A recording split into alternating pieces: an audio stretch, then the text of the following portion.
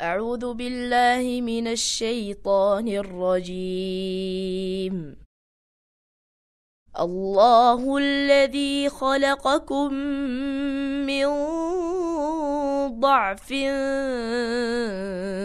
ثم جعل من بعد ضعف قوة ثم جعل من بعد ضعف قوة ثم جعل من بعد قوة ضعفا وشيبة يخلق ما يشاء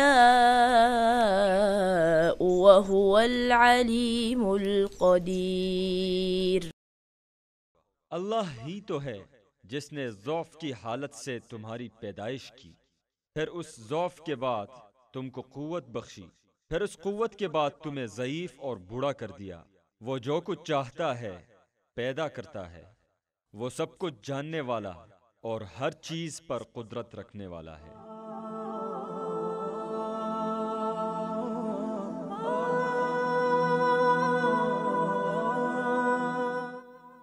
اے انسان تکبر نہ کرنا، اس لیے کہ عنقریب تجھے بڑھاپا گھیر لے گا۔